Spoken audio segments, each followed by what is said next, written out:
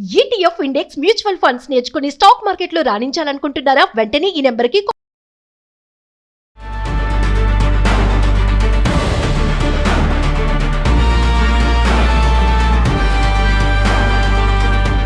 నమస్తే, welcome to Suman TV. Present మనతో పాటు ఉన్నారు corporate soft skills trainer Madhuravani గారు.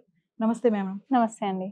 మరి ట్రంప్ విషయానికి వస్తే రీసెంట్ గా H1B వీసా ఫీజు ఎప్పుడైతే సెప్టెంబర్ లో లాస్ట్ ఇయర్ సెప్టెంబర్ లో $1,00,000 ఫీజు కట్టాలి అని చెప్పేసి ఏదైతే ట్రంప్ తీసుకొచ్చాడో దాని ఇప్పుడు ఫెడరల్ కోర్ట్ స్టే ఇచ్చింది. ఇది దీనికి మేము ఒప్పుకోము అన్నట్టుగా ఆపారు ప్రస్తుతానికైతే. ఒకవేళ గనక నిజంగా అది కొట్టివేస్తే, ట్రంప్ కి గనక చెప్పినటువంటి దానికి ఎదురు దెబ్బగా పడి కొట్టేస్తే గనక మన ఐటీ సెక్టార్ లో ఉన్నటువంటి మన ఎంప్లాయీస్ కానీ, మరి అమెరికా వెళ్ళాలనుకునే వాళ్ళకి కానీ ఎలాంటి బెనిఫిట్స్ వస్తాయంటారు? ప్రెసెంట్ ఇప్పటికైతే హోల్డ్ లో పెట్టారు. బట్ ఎవరైతే యుఎస్ కి వెళ్ళాలనుకుంటున్నారో వర్క్ పైన కానీ, ఎడ్యుకేషన్ పైన కానీ, ఇది హోల్డ్ ఏది ఉందో అది ఎప్పుడైనా చేంజ్ అవ్వచ్చు. మళ్ళీ $1,00,000 చేయొచ్చు, ట్రంప్ $1,000 కూడా చేయొచ్చు. ఎందుకంటే యాక్చువల్ గా ట్రంప్ ఇది పెట్టిందే మన వాళ్ళు అక్కడ వెళ్లకుండా. ఎందుకంటే ఇప్పుడు అక్కడ నుంచి వర్క్ వీసా వాళ్ళు వెళ్ళే వాళ్ళు $1,00,000 పెట్టాలంటే అక్కడ ఉన్న కంపెనీస్ కూడా హైర్ చేసుకో, అంత ఎక్స్పెన్సివ్ కాబట్టి. స్టూడెంట్స్ వెళ్ళాలన్నా కూడా అంత ఎక్స్పెన్సివ్ కాబట్టి వెళ్ళలేరు. చాలా మంది డ్రా అయ్యారు దాని గురించి. సో అందుకని ఇప్పుడు కోర్ట్ స్టే ఇచ్చింది కాబట్టి ఇప్పుడు అక్కడ ఉన్న కంపెనీస్ మన వాళ్ళని హైర్ చేసుకుంటారు. మన స్టూడెంట్స్ అయినా వెళ్ళడానికి చూస్తున్నారు. బట్ వాళ్ళు ఎప్పటికప్పటికి అప్డేట్ ఉండాలి. ఇవాళ నైట్ ఉన్నది రేపు ఉండకపోవచ్చు. సో ఎప్పటికప్పుడు అప్డేట్ ఉంటే మన ఒక విధంగా మన ఐటీ ఉద్యోగులకి ఇది కొంచెం రిలీఫ్ ఇచ్చిన విషయమే. ఎందుకంటే ఇప్పుడు చాలా మంది వెళ్ళాలని వెయిట్ చేస్తున్నారు కాబట్టి ఇప్పుడు మొత్తం కొంచెం లైన్ క్లియర్ అయింది కాబట్టి త్వరగా వెళ్తే బెస్ట్. త్వరగా అక్కడ కంపెనీకి వెళ్ళి జాయిన్ అవ్వడం, వర్క్ చేయడం చేస్తే బెస్ట్. అసలు ఎందుకు మన వాళ్ళని ఎందుకు ఆపేయాలనుకుంటున్నాడు ట్రంప్? అంటే మొత్తం అంతా అక్కడ ఉన్న వాళ్ళకి, అమెరికన్ సిటిజన్స్ కే మేలు చెయ్యాలి అనే ఒక ఆలోచనతోటేనా అని అంటే? కోర్స్ అంతే. ఎందుకంటే ఇప్పుడు మనం చూసుకుంటే 70% టెక్కీస్ ఎవరో వాళ్ళంతా మన ఇండియన్సే. సో అక్కడ వాళ్ళకి ఓన్లీ 30%, ఆ 30% లో ఇంకో 10-20% వేరే కంట్రీస్ వాళ్ళే ఉంటారు. సో వాళ్ళ కంట్రీకి వాళ్ళకి ఎక్కువ ఛాన్సెస్ ఇవ్వాలని చెప్పి మనని ఆపడానికి ట్రై చేస్తున్నారు. సో మన వాళ్ళు ఏంటంటే యుఎస్ అంటే ఒక డ్రీమ్. అంటే అక్కడ ఎందుకు అంత మన వాళ్ళు మొక్కు చూపిస్తున్నారు అంటే అక్కడ ఆపర్చునిటీస్ ఎక్కువ.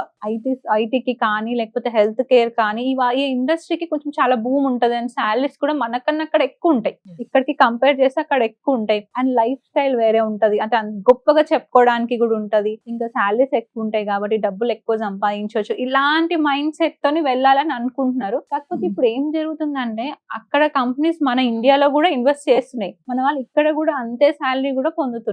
అంటే ఇప్పుడు మన వాళ్ళు ఎవరైతే వెళ్ళాలి అనుకుంటున్నారు అమెరికాకి, చాలా మంది ఇప్పటికే సంఖ్య తగ్గిపోయింది, ఆగిపోతున్నారు. చాలా మంది ట్రంప్ ఉన్నంత వరకు కూడా ఎవరు వెళ్ళొద్దని చెప్పేసి చాలా మంది అనలిస్టులు కూడా చెప్పడం జరుగుతుంది. సో మరి ఇప్పుడు వచ్చినటువంటి ఈ తీర్పు ఇంకా అవ్వలేదు.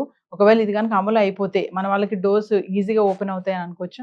ఇది స్టే ఉంది కాబట్టి ఒక కంప్లీట్ గా ఫైనల్ కట్ చేస్తే కూడా మన వాళ్ళకి ఈజీగా యాక్సెస్ ఉంటది. అంటే మళ్ళీ కూడా చెప్పలేం, ట్రంప్ మనం అధికారంలో ఉన్నంత వరకు ఎప్పుడైనా ఏదైనా చేయొచ్చు. అందుకే చెప్తున్నాను, వెళ్ళే వాళ్ళే ఉంటే ఎప్పటికప్పటికి అప్డేట్స్ తీసుకుంటూ ఉండాలి. ఎందుకంటే మీరు అన్ని రెడీ చేసుకొని పేమెంట్ చేసిన తర్వాత మళ్ళీ ఇంకొక స్టే ఇచ్చారు అనుకోండి, అప్పుడు మనకి మన స్టూడెంట్స్ కి కానీ, మన టెక్కీస్ కానీ కొంచెం సెట్ బ్యాక్, లాసే కదా. సో అందుకని ఎప్పటికప్పుడు తెలుసుకొని వెళ్తుంటే వాళ్ళకి బెనిఫిట్ ఉంటుంది. కమింగ్ టు మనం యుఎస్ఏ ఐటీ జాబ్ మార్కెట్ గురించి మాట్లాడుకుంటే, మరి లే ఆఫ్స్ అనేవి మనం ఎక్కడ పడితే అక్కడ చూస్తూనే ఉన్నాం. అటు అమెరికాలో కూడా ఇది కొనసాగుతుంది. ప్రెసెంట్ సిచ్యువేషన్ ఎలా ఉంది అనుకుంటే అక్కడ లే ఆఫ్స్ విషయానికి వస్తుంది? మనకి ఇంకా లే ఆఫ్స్ కొనసాగుతూనే ఉన్నాయి. ఎందుకంటే ఇప్పుడు అందరూ మనం అనుకున్నట్టు ఏఐ పైన ఎక్కువ ఇన్వెస్ట్మెంట్ చేస్తున్నారు. పర్టికులర్ గా యుఎస్ కంపెనీస్ అన్ని ఏఐ పైన చేస్తున్నారు కాబట్టి చాలా లే ఆఫ్ జరుగుతూనే ఉన్నాయి. అలా లే ఆఫ్ జరుగుతున్నాయి, ప్లస్ ఏఐ నుంచి కొత్త జాబ్స్ కూడా క్రియేట్ అవుతున్నాయి. సో ఎవరైతే టెక్కీస్ ఏఐ పైన స్కిల్స్ నేర్చుకుని వాళ్ళని అప్గ్రేడ్ చేసుకున్నారో వాళ్ళు ఆల్రెడీ ఏఐ పైన వర్క్ చేయడం కూడా స్టార్ట్ చేసేసారు. ట్రంప్ అంటే విదేశీయుల పైన డిపెండ్ అవ్వకుండా, మన వాళ్ళ పైన డిపెండ్ అవ్వకుండా అక్కడ ఉన్నటువంటి సిటిజన్స్ కే జాబ్స్ ఇవ్వాలి, అక్కడ ఉన్నటువంటి కంపెనీస్ లో మన వాళ్ళే ఉద్యోగాలు చేయాలి, మన వాళ్ళే డెవలప్ అవ్వాలి అని చెప్పేసి ఈ $1,00,000 ఫీజు పెట్టారు అని అంటే ఏం చెప్తారు? అది నిజమే కదా.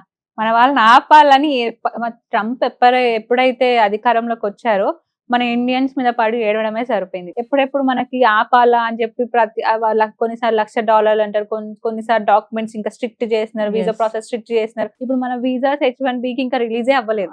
సో ఒకటి కాకపోతే ఒకటి పెట్టి మన ఇండియన్స్ ని ఆపాలనే ట్రై చేస్తున్నారు వాళ్ళు. మెయిన్ గా ట్రంప్ ఎక్కడికక్కడికి స్ట్రిక్ట్ చేసేసేయాలి. సోషల్ మీడియా వెట్టింగ్ కానీ, మన వాళ్ళు ఎవరు కూడా ఎగనెస్ట్ ఆ గవర్నమెంట్ కి ఎగనెస్ట్ ఏదైనా పెడితే కూడా ఇమీడియట్లీ వీసా బ్యాన్ చేయడం కానీ ఇట్లాంటివన్నీ. అయితే ఇప్పుడు కొత్తగా ఎవరైతే H1B వీసా కోసం అప్లై చేసుకుంటూ ఉంటారో వాళ్ళకి 3 years వరకు కూడా అది ఆన్ చేయొద్దు అని చెప్పేసి కూడా ఒక న్యూస్ వచ్చింది. మన సెనెట్లో ఒక బిల్ పాస్ చేశారని చెప్పేసి న్యూస్ కూడా మీరు చూసే ఉంటారు. ఇప్పటి వరకు H1B వీసా మీద వచ్చిన వాళ్ళకి ఓకే. ఇప్పుడు ఎవరైతే కొత్తగా చేసుకుంటారో వాళ్ళకి 3 years వరకు కూడా జారీ చేయొద్దు అని చెప్పేసి ఒక ఆర్డర్ కూడా రావడం జరిగింది. ఇది ఎందుకు అంటే సేమ్ అంతే. అంటే వాళ్ళు వచ్చిన వాళ్ళని కూడా ఎలా పంపించాలా అని చూస్తున్నారు. ఇప్పుడు ఎందుకంటే మన వాళ్ళు చాలా మంది వెళ్ళిన వాళ్ళు జాబ్ చేయకుండా సైడ్ బిజినెస్ అని పెట్టుకున్నారు. అట్లా దొరికిన వాళ్ళు అంటే వాళ్ళు ఎదుర్కొతున్నారు. అంటే ఓన్లీ గవర్నమెంట్, ట్రంప్ గవర్నమెంట్ అనే కాదు, అక్కడ యుఎస్ సిటిజన్స్ కూడా వాళ్ళకు కూడా మన వాళ్ళ మీద చాలా అదైపోయింది. అంటే వీళ్ళు వచ్చి ఇక్కడ సెట్ అయిపోతున్నారు, మమ్మల్ని మా దేశాన్ని ఆక్రమిస్తున్నారు, వాళ్ళకి లేని కల్చర్స్ అని మనం ఇంట్రడ్యూస్ చేస్తున్నాం. బోనాలని, బతుకమ్మ అని అవన్నీ చేస్తున్నారు. సో వాళ్ళకి ఏంటంటే అవన్నీ చూసేసరికి వీళ్ళు వచ్చి మా కంట్రీలో చేయడం ఏంటి, ఇది మాది కదా అన్నట్టు ఎక్కడ దొరుకుతారా, ఎప్పుడు తీసేద్దామా, మనం చాలా చూసాం కూడా. చాలా మంది చంపేయడం కూడా జరిగింది. దాంట్లో మన ఇండియన్ వాళ్ళు కూడా పర్టికులర్ గా ఉన్నారు. సో మెయిన్ అక్కడ గవర్నమెంట్ కాకుండా అక్కడ యుఎస్ సిటిజన్స్ కూడా మన ఇండియన్స్ పైన టార్గెట్ చేయడం జరుగుతుంది. మన వాళ్ళు కూడా అంటే ఏ విషయానికి ఆ విషయం మాట్లాడుకోవాలి. మన వాళ్ళు కూడా ఒక దేశం వెళ్ళినప్పుడు ఇప్పుడు అక్కడ వాళ్ళు మన దగ్గరికి వస్తే మనం కూడా ఒప్పుకోం కదా, వాళ్ళు ఏదైనా కార్యక్రమం ఇక్కడ చేశారంటే. అలాగే మన వాళ్ళు కూడా అక్కడికి వెళ్ళి మీరు అన్నట్టుగానే కొన్ని ఫెస్టివల్స్ ఉన్నాయి, అవన్నీ కూడా వాళ్ళు రోడ్లు బ్లాక్ చేసేసుకొని అట్లా చేయడం వల్ల అక్కడున్న వాళ్ళు కూడా ఇబ్బందే కదా. ఎందుకు మన వాళ్ళు టర్న్ అవుతుంటే మేము సెటిల్ అయిపోయాం ఇక్కడ, ఇంకా మా ఇష్టము అన్నట్టు అనుకోవచ్చా? అంటే ఇప్పుడు వాళ్ళు ఆల్రెడీ అక్కడ సెటిల్ అయిపోయారు కాబట్టి వాళ్ళకి కూడా కొంచెం హక్కు ఉంటుంది. ఎందుకంటే మనకు అక్కడ ఇండియన్ కమ్యూనిటీస్ ఉన్నాయి, ఇండియన్ సొసైటీస్ ఉన్నాయి. సో వాళ్ళు మన ఫెస్టివిటీస్, మన కల్చర్స్ అన్ని మిస్ చేసుకోలేరు కదా. ఆ ఒక్క పండగ కోసం మొత్తం ఫ్యామిలీ ఇక్కడ రాలేరు కదా. ఇప్పుడు మనం చూసుకుంటే మొత్తం ఫ్యామిలీ యుఎస్ లో సెట్ అయిన వాళ్ళు ఉన్నారు. సో మన కల్చర్ ని మనం వదులుకోలేం కదా. ఎక్కడికి వెళ్ళినా మన ఇండియన్స్ అనేది ఒకటి మనకు ఉంటుంది కాబట్టి. సో అక్కడ ఆల్రెడీ వాళ్ళు అంత వర్క్ చేస్తున్నారు. ఇప్పుడు యుఎస్ అంత ముందుకు టెక్కి మెయిన్ గా సాఫ్ట్వేర్ లో చూసుకుంటే అంత ముందుకు వెళ్ళడానికి కారణం సగం మన ఇండియన్సే. సో వాళ్ళు కూడా ఏంటంటే వాళ్ళు మన కల్చర్ మనం వదులుకోదు కదా, మనం ఎక్కడ ఉంటే ఏంటి, మన కల్చర్ మనం చేసుకోవాలి కదా అన్నట్టు వాళ్ళు కూడా, మన ఇండియన్స్ కూడా అక్కడ ఫెస్టివల్స్ అన్ని కల్చరల్ యాక్టివిటీస్ చేయడం జరుగుతుంది.